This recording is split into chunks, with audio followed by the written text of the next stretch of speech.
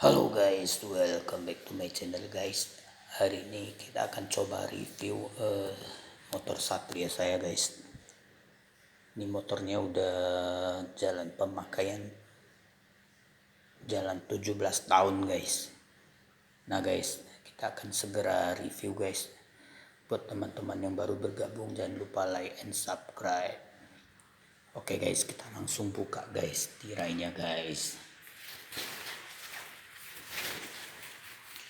Oh ya, ini kemarin baru saya perbaiki ya guys ya, perbaiki bagian dinamonya.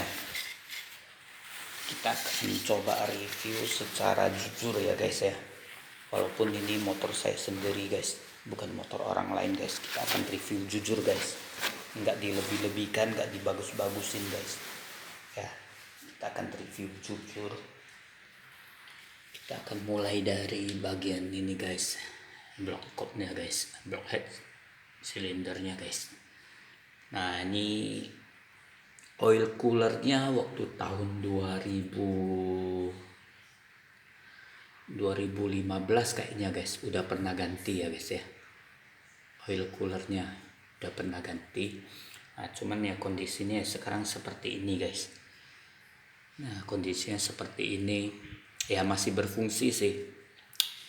Dan bagian di sininya bautnya udah saya ganti ya, cover headnya, baut cover head silinder. Nah, ini udah empat-empatnya saya ganti karena kemarin itu sempat macet ya. Dan untuk suara mesin sendiri ini agak kasar ya guys ya, memang ciri khas motor Satria FU. Namun belum saya gimana perbaiki ya, soalnya rantai ketengnya itu masih bagus. Dan untuk ukuran celah sim klepnya kemarin udah saya cek satu persatu ya, masing-masing yang bagian intake maupun bagian exhaust sudah saya cek. Namun saya masih belum ganti simnya, soalnya di dalamnya itu masih ada bunyi yang sangat mengganggu ya, yaitu bunyi stang seher atau stang piston ya, atau biasanya juga orang sebutnya itu tangan piston ya. Itu yang bunyi guys, bunyinya agak kuat. Kemarin sempat saya tanya ke bengkel resminya ya maaf, untuk biaya perbaikannya itu perhitungan kasar ya, belum realnya ya, perhitungan kasar sekitar 5 juta lebih. Nah saya kan kaget kan, emangnya apa aja yang diganti. Nah kemungkinan ini mau diganti ya, silinder head yang bagian piston ini, mau diganti. Soalnya ini dulu udah pernah di strip ya, saya lupa ukuran pistonnya berapa, tahun 2015 atau 2016 kayaknya udah pernah diganti ya, ukuran pistonnya agak lebih besar. Dan mungkin bagian ini juga di dalam mau di skir atau apa ya, klepnya. Terus di dalam crankcase-nya kan, tangan piston kan harus dibuka ya, harus turun mesin dulu.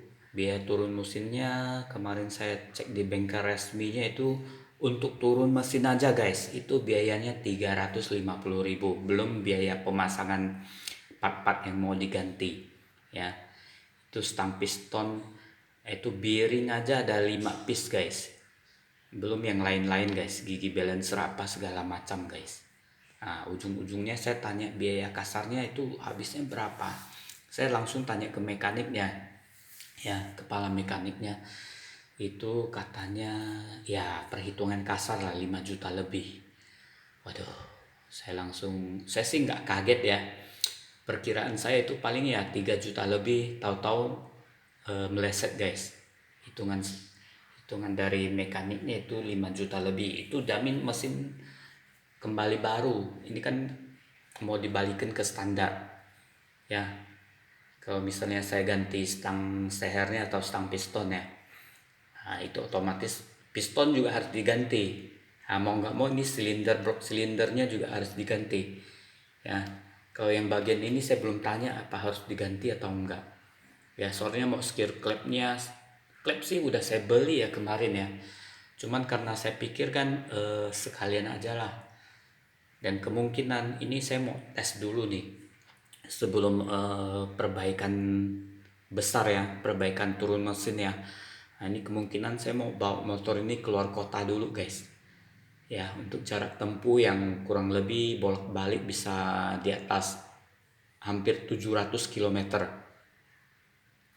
Nah, selain itu yang bagian ini blok magnetnya ini jarang saya buka sih. Nah, ini jarang saya buka. Kalau yang untuk ini kemarin sempat saya cek. Awalnya waktu sebelum saya ganti ya, ini kan udah saya ganti yang baru nih, yang original. Waktu belum saya ganti, itu kan udah pemakaian sekitar jalan 17 tahun ya. Ini di sininya nih, blok sini nih guys. Ini basah guys, basah oleh oli guys. Pikirnya ini ada packingnya yang di sini bocor, ternyata bukan guys. Ternyata ini guys, waktu saya buka tonjokan setelan tonjokan tensionernya ini guys, ini pecah guys, makanya olinya tuh rembes guys. Nah setelah saya ganti, awalnya saya ganti yang imitasi dulu, hanya untuk ibaratnya perjalanan ke bengkel ya. Nah, baru sampai di bengkel saya ganti yang asli. Nah ini yang asli guys. Kalau yang imitasi dulu saya belinya cuma sekitar 20 ribuan. Nah kalau yang asli ini ganti di bengkel resminya 180 lebih. Ya, ini original. Lebih awet sih. Nah, terus kita lihat lagi yang ke bagian ini guys. Nah ini agak kurang nyaman guys. Ini dia udah lama guys. Ini udah agak gimana ya? Kayaknya harus diganti ya. Soalnya udah longgar di sini, nggak tahu apa setelan apanya ini, nggak saya perbaiki nih. Kemungkinan sini pijakan footstep operan gigi mau ini guys. Ini yang operan gigi mau saya ganti guys. Terus kita ke bagian apa ini? Kalau roda sih masih baru ya. Ini 2 tahun yang lalu atau setahun lalu kayaknya guys. Ini udah saya ganti depan belakang itu baru. Ya. Kondisinya rantai masih bagus kan, jarang dipakai ya. Paling setahun pakai berapa bulan aja ya. Kalau untuk yang bagian belakang sih ya semua ya seperti ini, kondisinya masih seperti yang dulu ya. Nah kalau bagian yang sini kaliper remnya ini kayaknya dulu pernah ganti nih ya, pernah ganti ya, masih bagus sih, fungsinya masih bagus. Kemarin juga yang bagian ini oli cakramnya udah diisi ya, kalau nggak dia loss guys, udah ditambahin olinya. Nah ini udah kemarin baru saya ganti lagi nih guys, engkolannya guys. Ini ganti yang original, soalnya yang dulu saya ganti yang pakai yang apa ya, yang awalnya kan original, cuman saya lepas dan saya buang guys, pikir saya nggak pakai guys, saya pakai starter tangan guys. Nah udah itu sejak starter tangan rusak, nah ini saya beli baru. Starter tangan rusak saya beli yang imitasi dulu, yang belasan ribu ya kalau dulu saya beli ya. Nah kalau yang ini saya lupa kemarin belinya berapa duit kan, soalnya sekalian dengan apa tuh rantai keteng, servis karburator segala macam. Nah, ini saya ganti baru, lebih enak sih, lebih pas dan lebih kuat kayaknya. Kalau yang imitasi dia agak longgar guys, kita engkolnya itu nggak maksimal guys posisinya guys. Nah, ini masih baru ini. Nah, ini baut ini lupa pasang nih mekaniknya nih. Mungkin bautnya udah tua kali, jadi nggak dipasang, biarin. Nah, kalau bagian yang di bak kopling nih tahun 2022 apa 2003 ya guys ya, 2003 kayaknya. Nah, ini udah saya ganti kampas koplingnya, dia masih kuat nih guys. Ya jarang dipakai sih, nggak usah sering ganti ya, kecuali udah lama pemakaian, udah lama harus kita ganti. Oh ya, kemarin saya baru bersihin dan rapiin dinamonya ya. karena ini dulu dinamo nggak berfungsi ya guys ya. Saya pernah bawa ke bengkel sepupu, cuman katanya udah rusak. Tahu nggak guys, waktu saya buka dinamo ini guys, rupanya baut 7-nya tuh, baut ukuran 7 ya, dibikin dol guys. Mau nggak mau saya coba buka baut 7-nya pakai ketok guys. Akhirnya bisa kebuka guys. Nah, baru saya rapiin dan perbaiki bagian dalam dinamonya ya. Saya pikir mau ganti arang dinamo, ternyata nggak perlu guys. Soalnya arang dinamonya itu bawaan pabrik original itu masih bagus dan masih panjang. Hanya saja karena kotor, jarang dibersihkan dan kerembes oli ya, atau air dan segala macam guys. Itu di dalamnya jadi kotor dan banyak debu ya, yang menyebabkan itu per nggak main. Begitu saya bongkar dan saya buka terus saya bersihkan, akhirnya bisa kembali normal guys. Namun ini aki masih kurang kuat ya, akinya udah rusak, jadi belum saya ganti akinya guys. Kemungkinan nanti saya akan ganti aki yang baru guys. Nah, ini untuk setelan kopling guys, ini mesti teman-teman mesti teliti ya. Ini ada triknya ini. Nah, buat teman-teman pemula kalau mau buka kabel kopling di sini, stutnya jangan diangkat ya. Kalau udah keangkat ya kita simpan balik. Cuman ini mesti buka dulu. Nah, ini dicopot guys. Nggak usah stut ini guys. Yang ada tiang ini nggak usah dicabut guys. Ya, kita buka ini ya. Buka ini. Kalau untuk pemasangan yang gampang guys, kita buka ini guys. Buka ini ya. Udah buka, kita cabut yang ini. Tuas ini guys. Tuas ini kita cabut, jangan stud yang ini, yang tiang ini jangan diangkat, biarin. Nah, kita padatkan dulu o-ring yang di sini guys. O-ringnya kita padatkan dulu, baru kita nanti setel. Setelnya ada triknya ya. Ini kan studnya bisa diputar ke belakang ke depan. Nah, kita harus putar ke depan guys. Putar ke depan maksudnya tuh dia harus posisi harus ini guys. Posisinya ini kan ada cetak cetek kalau kita putar yang ke belakang ke depan nanti ada bunyi. Nah, kita putar yang ke depan ya supaya dia maksimal ke sini dulu. Maksimal ke sini posisinya, putar ke sini ya, baru kita pasang guys. Ya, supaya apa? Supaya bagian handle-nya nanti ya di bagian handle sini nih bisa kencang. Kalau enggak dia akan loss guys. Ya, bagian sini nih nanti kalau enggak di yang tadi saya bilang tuh yang di dekat stud itu, kalau kita nggak majuin ke depan nanti di bagian sini akan loss ya. Sebenarnya ini bukan ada per guys, nggak ada per guys, cuman kalau kita salah pasang yang bagian kabel kopling ini, yang bagian sininya ya, kalau kita nggak posisikan putar ininya stud ini ke depan ya, nanti di bagian yang handle-nya, tuas handle itu akan loss. Kita harus majukin ke depan, baru nanti kita masukin ini tuas yang di sini ya. Supaya apa? Supaya dia bisa kencang ya. Dan pemasangannya ini gampang kok guys, cuman nggak saya videokan sekarang guys ya. Kemarin lupa saya videokan sih, teman-teman bisa cari di YouTube lain ya. Nah, pasti ada yang bahas ini. Saya juga dapat ilmunya itu dari YouTube guys. Nah, ini harus dimajukin ke depan dulu. Jangan diposisikan ke belakang. Kalau posisikan misalnya ini studnya kita putar ke belakang, kita pasang ini, nanti efeknya yang di tuas itu loss, nggak main. Tuasnya itu loss, nggak bisa main guys. Nah, kecuali kalau kita udah majukin stud ini, stud yang bulat-bulat ini ya, yang tiang ini kita majukin dulu, putar ke depan ya. Ini kan bisa diputar nih, stack. Nah, diputar ke posisi ke depan, baru kita masukin tuas ini ya. Gampang kok pemasangannya ya, asalkan ini harus benar, stud ini harus kita gerakin dulu yang saya bilang, putar ke depan. Makanya saya ulang-ulang harus putar ke depan ya, putar ke depan baru kita pasang ini. Gampang teman-teman, nanti teman-teman cari sendiri di YouTube ya. Oke, kita lanjut bahas lagi untuk yang bagian knalpot sini ya.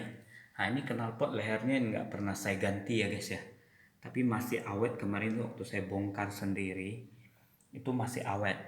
Dan untuk yang bagian di sini guys, ini sangat rentan itu patah baut guys. Nah, ini waktu tahun 2022 kayaknya udah saya ganti baut tanam ya, karena kejadian itu baut patah di dalam guys. Ya, baut patah di dalam itu biaya biaya buka bautnya dan biaya tanam kembali, biaya apa tuh, ngecor posisi tap ya, tap, untuk ngetap jalur apa tuh, ulir baut itu dua baut ini biayanya 300.000 guys, mahal guys. Nah cuman sih waktu kemarin saya bongkar sih udah nggak susah sih, nggak patah, dan lehernya juga masih kuat nggak patah, padahal ini udah pemakaian udah jalan 17 tahun guys. Nah cuman ya warnanya kayak gini ya, ya warnanya sih wajar lah, ini karena karat dan tanah itu campur sama panas pembakaran campur jadi satu ya. Untuk bagian blok silindernya sih masih bagus semua. Dan untuk yang kita ke bagian ini guys, ini oil seal yang apa tuh, oilnya tuh yang minyak sini nih guys, apa tuh minyak apa ini namanya ini. Nah ini udah saya ganti kemarin ya, nggak tahu saya lupa biayanya berapa duit. Soalnya kemarin ada bocor di sini ya, minyaknya sampai keluar nih, sampai basah. Sekarang sih udah diganti sih udah bagus ya. Kondisinya seperti ini, lampu ya masih masih yang dulu ya. Cuman yang bagian aki ya, nah, ini kokpit sih masih dari dulu ya seperti ini. Untuk kilometer dan speedometernya masih berjalan normal ya, ini digital juga normal, cuman akinya nggak ada jadi nggak saya hidupin. Nah, ada bagian kokpit ini nggak ada tambahan apa, cuman saya tambahin ini guys, mounting GoPro ya, untuk pasang kamera ke sini ya, untuk pasang kamera ke sini. Nah ini kalau untuk yang bagian ini, rem cakram ya, tempat apa tuh minyak remnya itu nggak pernah saya ganti, masih original ya, dah copot-copot warnanya guys. Handle-nya juga nggak pernah saya ganti guys, cuman saya warnanya udah copot guys, seperti ini guys. Nah ini juga masih original nih. Nah, stang-stangnya masih original ya. Kalau untuk ini sih ada tutupnya, cuman saya lepas ya guys ya, ada tutupnya cuman saya lepas supaya nanti kalau kita mau perbaiki tuh nggak repot bukanya guys ya, nggak repot bukanya. Nah kalau untuk bagian joknya ini, joknya kulitnya udah saya ganti, udah saya ganti ya, dan udah dipapas ini waktu tahun berapa ya, 2014 kayaknya guys. Ini masih awet guys, udah berapa tahun guys ya. Ini saya gantinya di Jakarta guys, masih di dekat apa itu, Hutan Jati itu, yang dekat Citra guys. Nah,